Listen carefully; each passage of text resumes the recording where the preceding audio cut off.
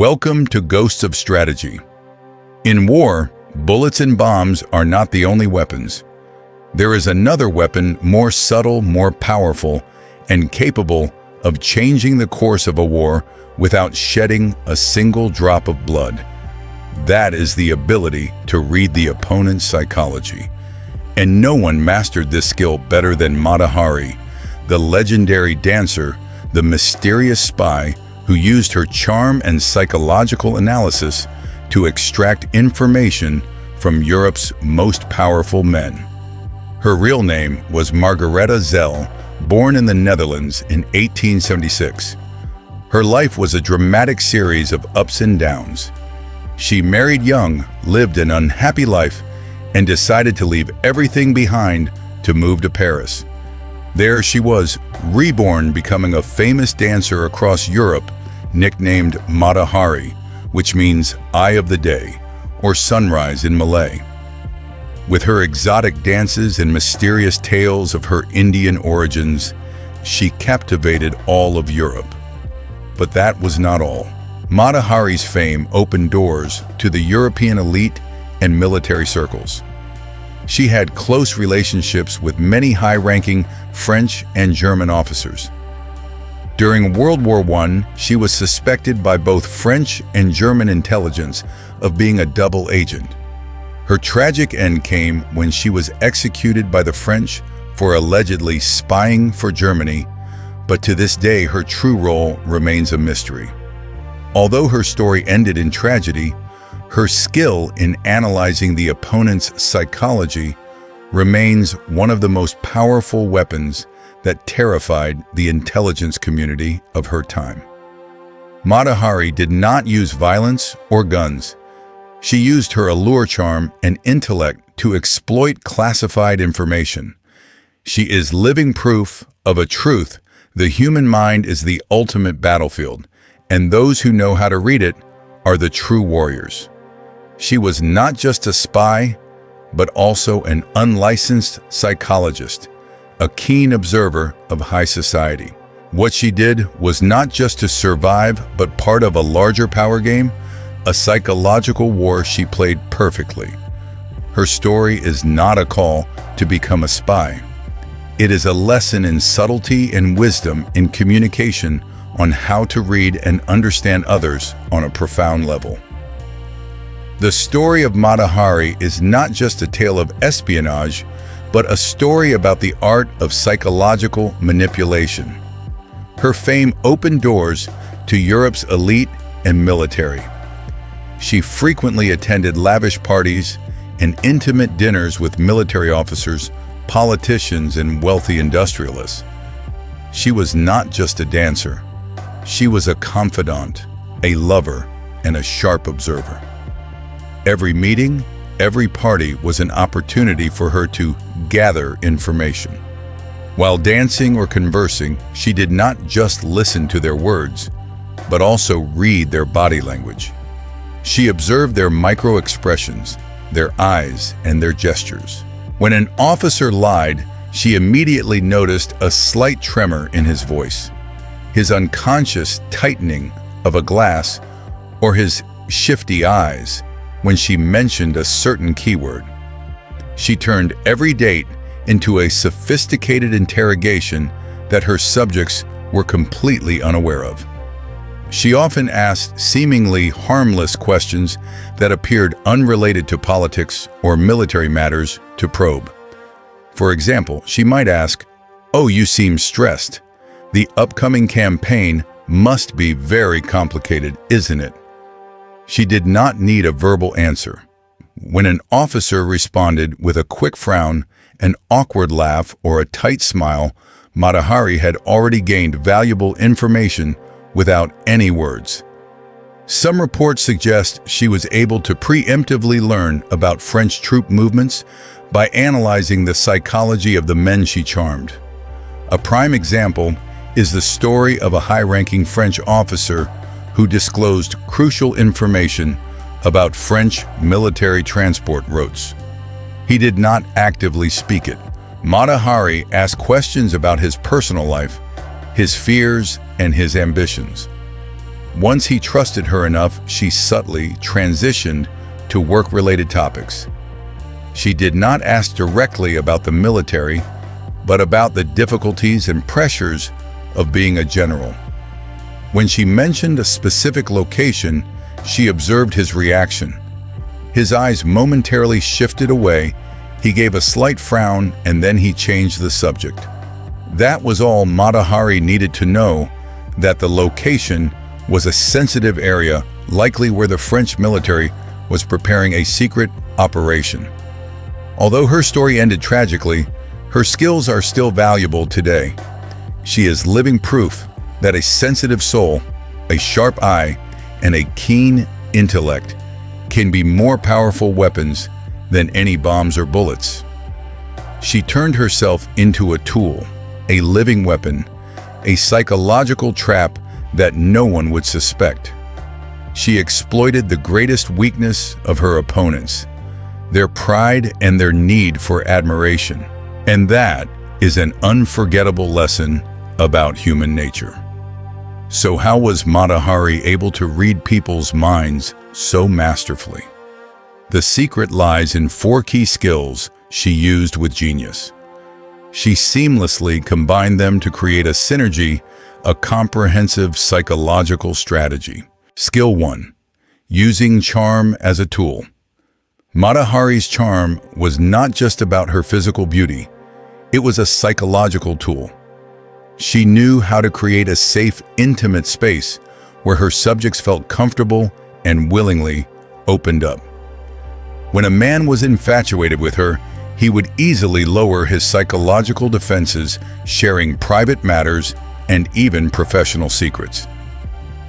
In psychology, this is the principle of rapport building. She was not aggressive or direct with her questions. She started with fascinating stories and genuine compliments, creating an intimate atmosphere so that her subjects felt they were talking to a friend or a lover, not a spy. She turned affection into an intelligence tactic. This principle works based on the psychological mechanism of reciprocity. When you appear open and friendly, the other person tends to do the same.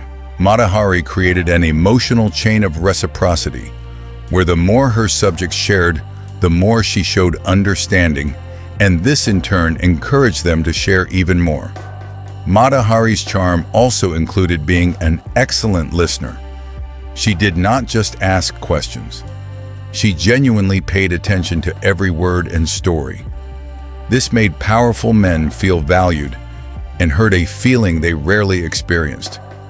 They felt she was the only person who truly understood them, and for that reason, they were willing to share everything. She did not need to threaten or coerce. She only needed to give attention to receive the truth. She turned her subjects' insecurities and loneliness into her advantage, creating a bond based on trust and a feigned respect. Skill 2. Reading micro-expressions. Psychologists have proven that when we lie or hide our emotions, certain involuntary expressions appear on our faces for a fraction of a second, known as micro-expressions. These are instinctive, uncontrollable reactions studied by experts like Paul Ekman. Mata Hari was a master at observing these expressions. When a general lied, his eyes might shift away for a very brief moment. A quick frown or a tight smile could reveal inner anxiety or unease. She trained her eyes to recognize these signals that most others would miss. She did not just look at the face, but also at the eyes, the corners of the mouth, and the facial muscles. This skill requires intense concentration and an extraordinary sensitivity to nonverbal cues. She knew that these signals never lied. They were the gaps in the psyche where the truth could leak out. By combining micro-expressions with context, Mata Hari could decode what her subjects were thinking. For example, when she mentioned a specific military location, she did not just look at their faces, but observed their entire reaction, a change in breathing, a blink, an unconscious clenching of the hands. She built a databank in her mind of these reactions, helping her recognize when a topic was sensitive. Skill 3. Observing unconscious behaviors. Besides facial expressions, Mata Hari also observed other unconscious behaviors. These behaviors often appear when a person is stressed or lying. When a general became tense, he might unconsciously touch his collar stroke, his beard, or clench his hands. When a German officer heard a campaign mentioned, he might suddenly change the subject awkwardly or become unusually quiet. These behaviors are psychological leakage signs of a conflict between a person's words and their thoughts. Mata Hari used these observations to identify weaknesses and sensitive topics, then continued to exploit them subtly. She never asked direct questions.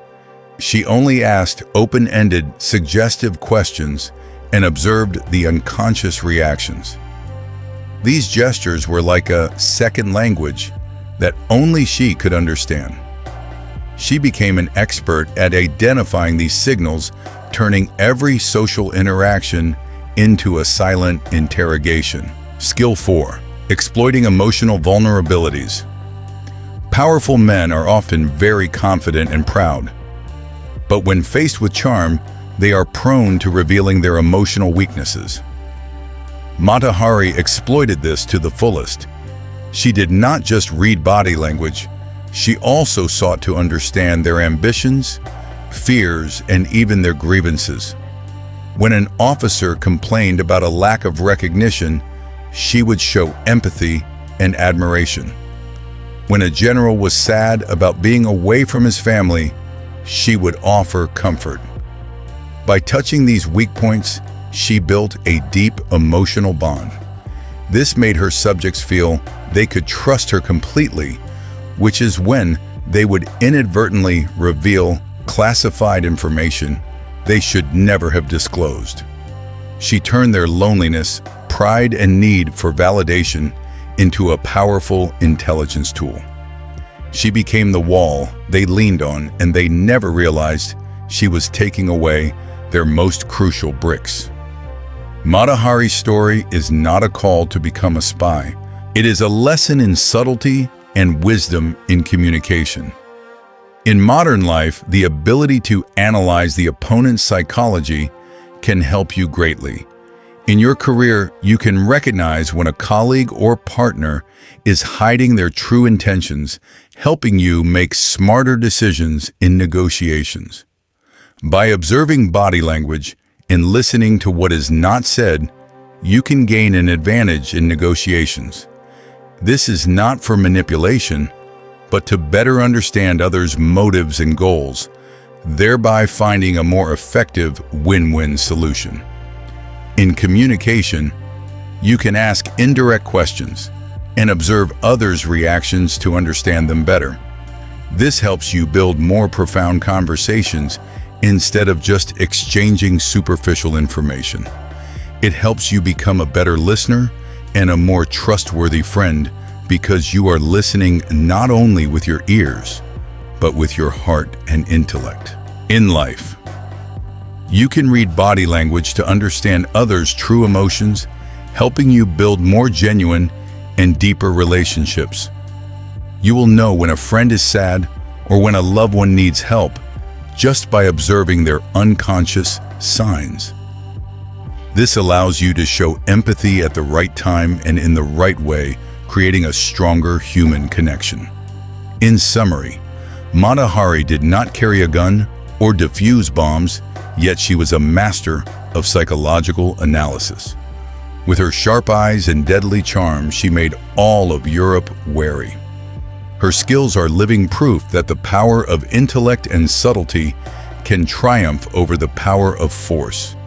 It is a lesson in mastering oneself to understand and master others subtly and without bloodshed. Final question for you. If you had the ability to read people's minds in a few seconds, what field would you use it to succeed in? Please subscribe to the channel, and turn on notifications. Tune in to the next video in the Spy Skills series to discover more secrets of the spy world.